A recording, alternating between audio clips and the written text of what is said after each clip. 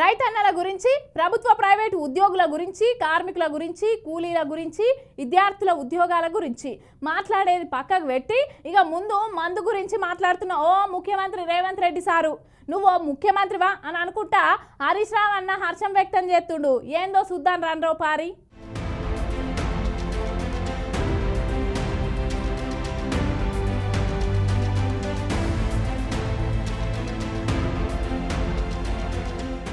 Revanth sir నిన్న వరంగల్లో meeting పెట్టి వరంగల్ను మరో హైదరాబాదులో తీర్చిదిద్దుతామని, తెలంగాణలో మనం కూడా కొత్త ఎయిర్పోర్టులు కట్టుకోవాలని గట్టిగానే మాట్లాడిండు కదా.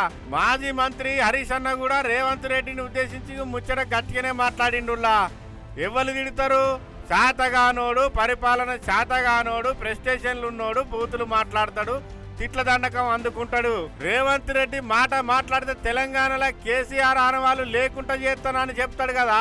కానీ నిన్న వరంగల్ సభలో 45 నిమిషాలు రేవంత్ రెడ్డి మాట్లాడితే అందులో 50 సార్లు కేసీఆర్ పేరు గుర్తు చేసుకున్నాడని అంటే అసలు కేసీఆర్ పేరు గుర్తు చేసుకుంది రేవంత్ రెడ్డికి నిద్ర కూడా పడతలేదని, కళలో కూడా కేసీఆరే పోతాడు రేవంత్ రెడ్డి. కానీ ఇక అయినే మర్చిపోయింది తెలంగాణలో కేసీఆర్ ఆనవాళ్ళు లేకుండా ఎట్లెట్లా చేస్తాడు రేవంత్ రెడ్డి అని గట్టిగానే అరుచుకున్నాడు. తిట్ల పురాణం ఎవడందుకుంటాడు?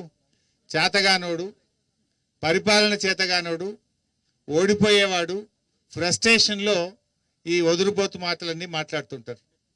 ఇవాళ రేవంత్ రెడ్డి పొద్దున్న లేస్తే నిన్న 45 నిమిషాల ప్రసంగం చేస్తే 50 సార్లు కేసీఆర్ని యాద్ చేసుకున్నాడు. ఆయనకు నిద్రలో కూడా కేసీఆర్ యాదికి వస్తుండు, నిద్రలో కూడా బీఆర్ఎస్ఏ యాదికి వస్తుంది. మరి కేసీఆర్ లేకుండా చేస్తా అంటాడు. అంటే నీకు కేసీఆర్ భయం పట్టుకున్నది, నీకు అర్థమైంది నీ పని అయిపోయిందని. రేవంత్ రెడ్డికి అసలు వడ్లెన్ని వండినాయి, వడ్లెన్ని కొంటాను అనే లెక్క అవసరం లేదు కానీ, రైతుల గురించి పట్టించుకునే ముచ్చట లేదు కానీ, మందు ఎంత అమ్ముతాండ్రు ఇంకెంత అమ్మాలనే లెక్క మాత్రం పక్క బరాబరి గుర్తు పెట్టుకున్నాడు రేవంత్ రెడ్డి అనబట్టిండు హరీష్ అన్న. మందు ఎక్కువ అమ్ముడు పోని జాగలల్లా ఎక్సైజ్ ఆఫీసర్లకు మెమోలు కూడా ఇష్యూ చేస్తాడని ముఖ్యమంత్రి మీద గట్టిగానే గరమైండు హరీష్ అన్న. మాట్లాడితే మాది ప్రజాపాలన ప్రజాప్రభుత్వం అని చెప్పే రేవంత్ రెడ్డి రైతుల వడ్లు కొనకపోతే అక్కడ అధికారులతో మాట్లాడి వాళ్లకు మెమోలు ఇస్తలేడు కానీ ఎక్సైజ్ వాళ్ళకు మాత్రం మందు ఎక్కువ అమ్ముతలేరని మెమోలు ఇస్తాడంటే ఇక రేవంత్ రెడ్డిది మందు ప్రభుత్వమా లేకపోతే ప్రజల ప్రభుత్వమా రైతు ప్రభుత్వమా మీరే చెప్పాలంటాడు హరీష్ అన్న. 30 మంది ఎక్సైజ్ ఇన్స్పెక్టర్లకు, 15 మంది ఎక్సైజ్ సూపరింటెండెంట్లకు మందు బాగా అమ్ముండ్రి, ఇంకిన్ని బెల్ట్ షాపులు ఓపెన్ చేయండ్రి, ఎంబడబడి దుకాణంలో ఎంబడబడి మద్యం లావట్టుండ్రి అంటుండట రేవంత్ రెడ్డి.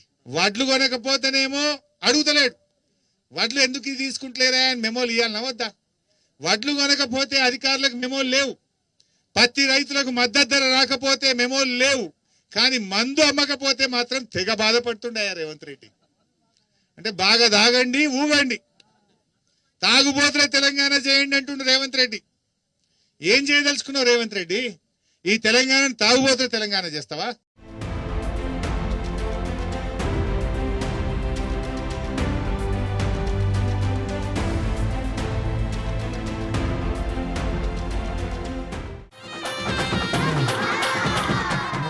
మీకోసం మంచి మంచి వైరల్ వీడియోలు పట్టుకొచ్చా, చూసేయండి.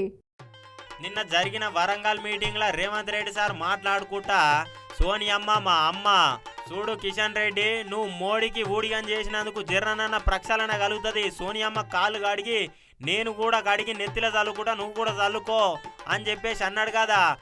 సోనియమ్మ మా అమ్మ, మా 4 కోట్ల తెలంగాణ బిడ్డలకు కన్న తల్లి. ఆమెకు ఊడిగం కాదు, ఆమె కాళ్ళు గడిగి ఆ నీళ్లు నెత్తి మీద చల్లుకున్నా అది తక్కువనే అవుతుంది కిషన్ రెడ్డి. అగో గట్ల మాట్లాడినందుకు ఇక్కడికి వెళ్ళి ఎర్రవేలు దయాకర్ రావు సార్ ఏమంటుండు ఇందాం రారు ఒక పారి.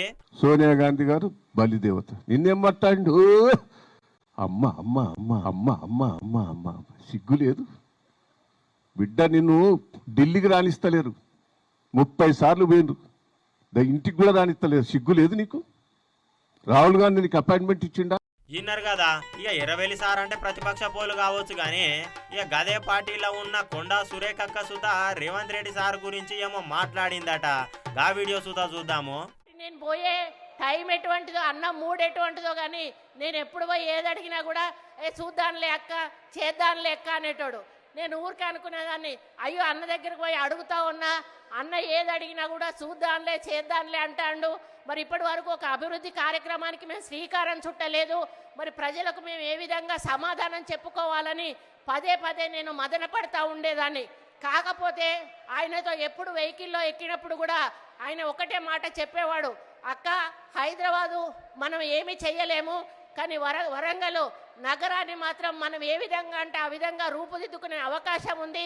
కాబట్టి వరంగల్ని ఎన్ని ఫండ్స్ అయినా కూడా ఇచ్చి ఒక మంచి పట్టణంగా తీర్చిదిద్దడానికి మన వంతు సహాయం సహకారం తప్పకుండా ప్రభుత్వం నుంచి ఉంటుంది.